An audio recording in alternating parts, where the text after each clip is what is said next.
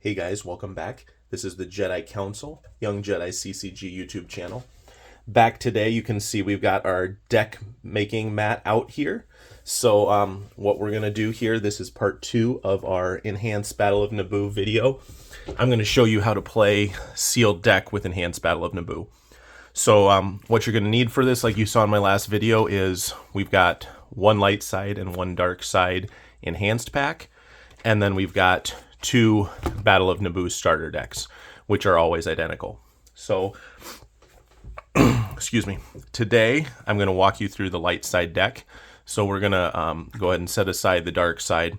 I should preface this by saying I have already gone through and sorted all the cards. So from these enhanced packs that we opened, I basically put all the dark side cards in here, all the light side cards in here. So these are all the light side cards we opened, and we're going to take a look at those. So that is the one part of our deck. And then the other part of our deck, what we're doing is we have 2 Battle of Naboo starter decks. And starter decks are going to give you 2 30-card decks. And so to build a full 60-card deck, I'm going to need to take the light side half out of this deck, and then the same, light side half out of this deck. And these are fixed, they're identical. So I'll actually walk you through what you get with those as well. And actually I'll do that first. So let's go ahead and set aside the cards that we opened and just show you what it would look like if we took 2 Battle of Naboo starter decks and put them together. What would your deck be? So you're going to end up with, each deck has 4 rep officers and 1 Obi-Wan Kenobi in the red dot. So you'll end up with an 8-2 split there. And I'm not going to worry about setting these out so nicely for the first time. When we get to our final deck, I'll try to set them out nicer. But basically we have 8 reps, 2 Obi-Wans. Then for the blue dot, we have a full 10 Gungan Generals. Same thing, green dot, we have a full 10 Gungan Warriors. And this, I think, is the best way to make your seal deck, is to lay out the starter deck so you can see what you have in each dot. And then that way you'll know if you're creating improvements upon what you already have or not with the cards that you open from packs. These are hard to improve on. We have 6 heavy blasters, previously called blaster rifle in every other set. I don't know why they called them heavy blaster, but they did. And then 4 blasters. So again, your starter decks would give you a 3-2 split on those, which doubled turns into a 6-4 split. And then our yellow dot is going to be 10 copies of Celebration. One of the coolest arts on a Young Jedi card, I think, but pretty meh card. And then our purple dot, we're going to end up with, this is what's crazy, is you get 3 of your location from the planet that the deck is from. So Battle of Naboo, of course, is from Naboo. So you get 3 Naboo locations, and then you get 1 Tatooine and 1 Coruscant. And obviously you don't get to choose, you're just stuck with whatever they give you. So in this deck, we have 6 copies of the Battle Planes, which is actually very nice for Destiny. But you'll see this is a fatal flaw with this deck design, in my opinion, is they're giving you 10 copies of the Gungan General with the location bonus at the Gungan Swamp, yet they're giving you 6 copies of the Battle Planes. So this should have at least been something like what you see here, which is the 1-1-1 dot for location bonuses. This is terrible deck making, obviously, to have your locations not match your location bonuses of a card that you're playing 10 copies of. But that's what you're going to deal with when you're dealing with a starter deck. And then there's our Tatooine and Coruscant.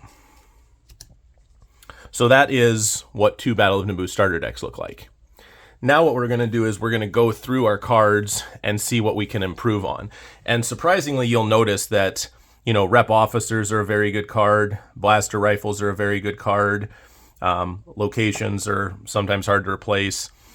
These but for the horrible location bonus are a good card. So statistically, your starter decks are actually not too bad relative to what you can open just in a few booster packs.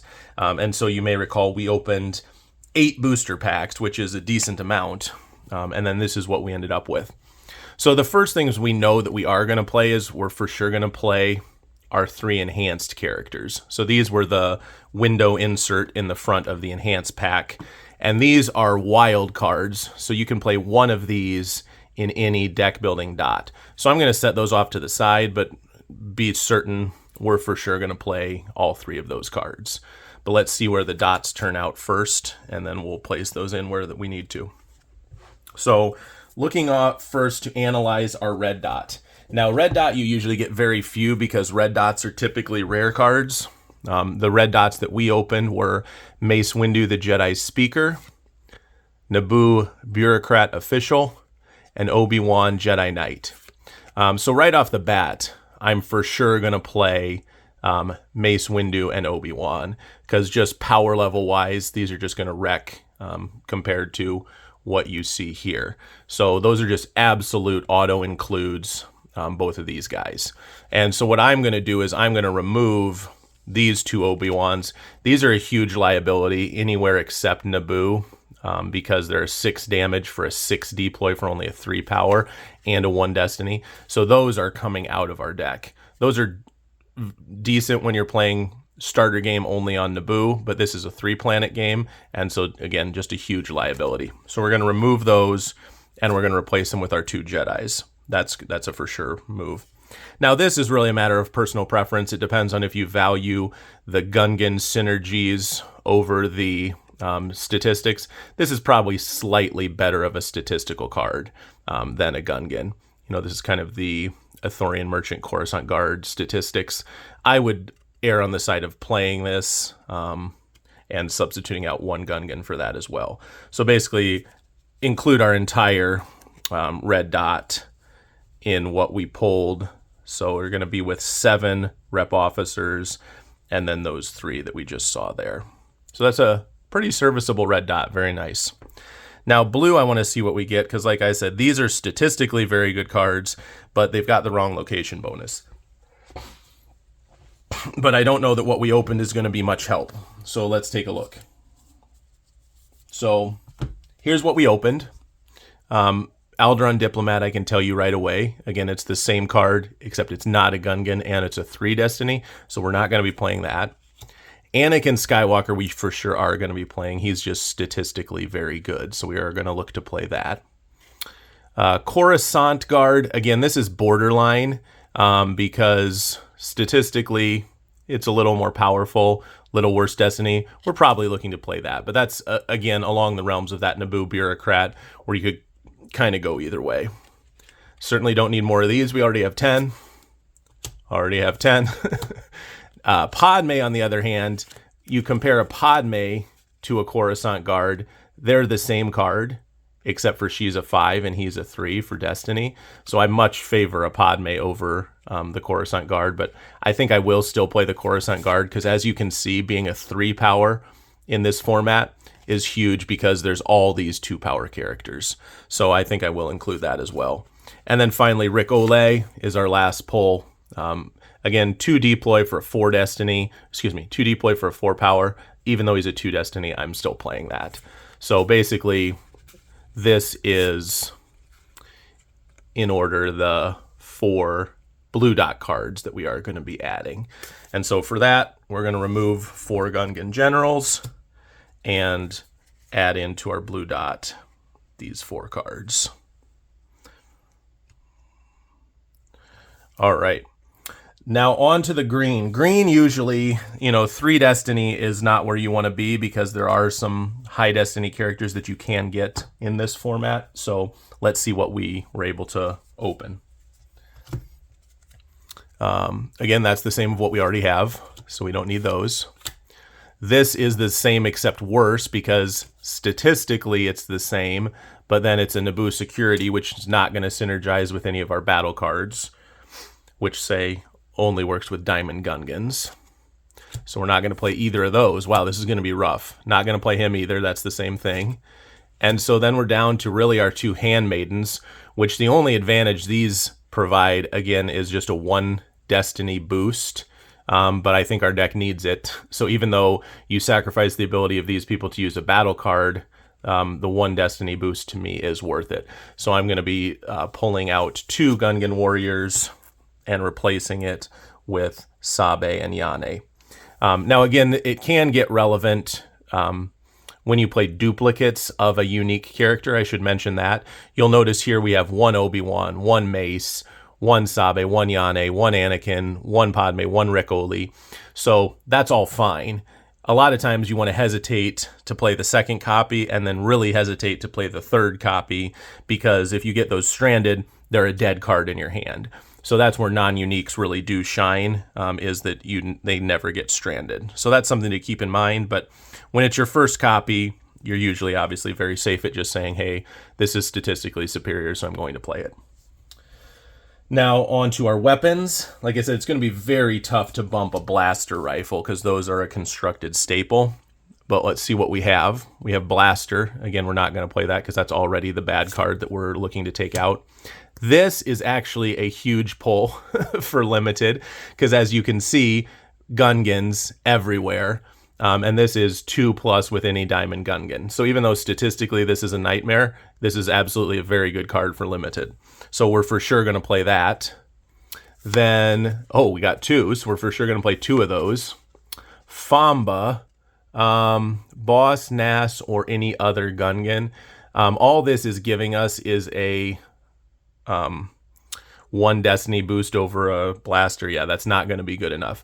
If somehow this said something other than Boss Nass and, got some better, even if it was 1 power extra with any Gungan, I might consider to play that. But that's just not going to be, it's probably not even as good as a blaster to be playing. So yeah, we don't want to look at those. Flash Speeder, any Naboo officer. You saw we had a few Naboo officers we declined to play, so there's none in the deck. So we're not going to be playing that, obviously. Heavy Blaster, we will go up to 7 on that. That's awesome. And Kadu, that's another great one for this format, because again, any Gungan gets you 1 extra power, and it costs 0. So we will look to play that also. And what's this say? Valorum, Massameta, or any Senator. Again, not looking to play that. So yeah, pretty decent though, because we're going to end up with 2 Kadus, an Electropole, and an extra Blaster. All playable cards. And that's actually perfect because that's the number of blasters that we have. We got 4 weapons that we want to add, and we've got 4 blasters that we don't want. So we're going to extract those 4 blasters, go up to 7 on the heavy blaster, and then go 2 Electropoles and 1 Kadu. So yeah, pretty nice yellow dot there. Excuse me, orange dot. Moving on then to the yellow dot. This is going to be hard to replace because battle cards are usually just very bad and very specific and inapplicable for these formats. But let's take a look at what we have. Capture the Viceroy. Again, use with 2 Naboo officers, not going to work. No. Use with Captain Tarpals and a Diamond Gungan. Again, not going to work. Use with Jar Jar. Not going to work. Use with 3 Royal Guards. Not going to work. Use with 3 Gungans, they fight together. That might actually be very interesting to try to run this. I haven't run a lot of these 3 fight together cards to see if this is feasible, but that seems like that'd just be an excellent way to keep your Gungans alive and not lose any fights. So given that I already have 10 of these, just basic 2 power ones, I'm going to say that this is an upgrade, even though this is pretty hard to pull off because you got to have 3 guys down. I am still going to try a couple copies of those, so I am going to play both of those. Thanks R2, use with Anakin and R2. Again, you can see how specific these cards are. It's crazy. They're really designed for constructed, not for limited. Wow. I could have made an Anakin deck. I had 3 Thanks R2s. I do have 2 Anakin Skywalkers to mention. This one here and this one here. But I don't have only 1 R2-D2, so the chance of that being any sort of worthwhile is nil. So we have use with Qui-Gon, Queen Amidala, Qui-Gon Padme. Again, these cards are just not going to ever happen. 2 of those. This was my Shiny Will of the Force, used with Qui-Gon and a lightsaber. I have neither of those. So as you can see, evaluating battle cards is pretty easy. Again, used with Anakin, not going to be worth that. This one I will play. Use with any character fighting on Naboo for a 5 Destiny for a 3+. That's definitely an upgrade to Celebration. So I will play that. And again, I'm not sure how good these deploy 8 counters for a 3 Destiny are. My inclination is in limited, you're going to have a hard time getting up to 8 counters because all your cards are cheap.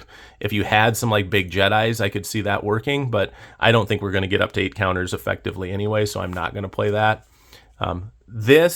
As I said on our first video, going back into the deep memory reserve here, I'm almost positive this is banned in limited, and it's the one card that is banned in limited because it's just too powerful to add 2 to the damage of every single character you'll be facing because the dark side is all battle droids.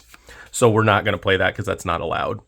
And then this even up to 7 instead of 6. That one is probably better than the other one, but I still don't know that it's going to be worthwhile giving up that kind of bad Destiny and high deploy for.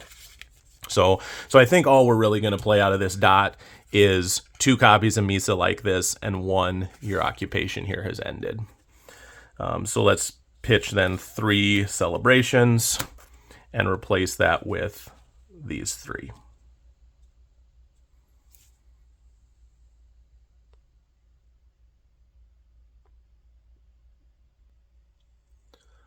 Lastly, we're going to be looking at our purple dot and enhanced cards. So purple dot is pretty easy. We pulled 3 Republic cruisers.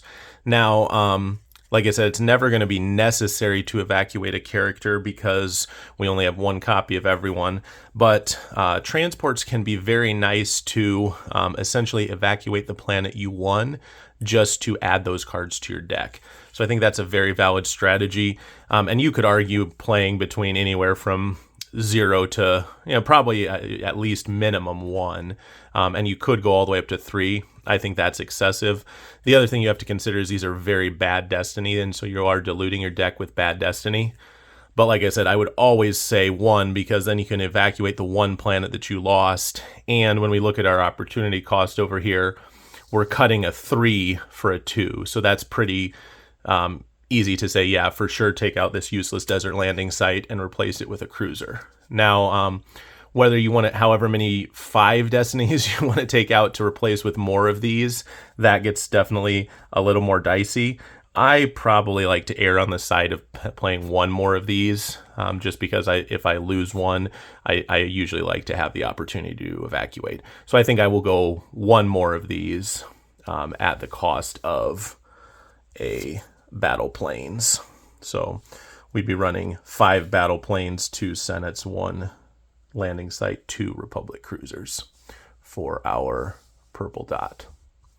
Although what we haven't done yet is our enhanced, and obviously that's another spot our enhanced is going to come out of. So just in looking at your deck, you're never going to want to enhance weapons. They're way too good.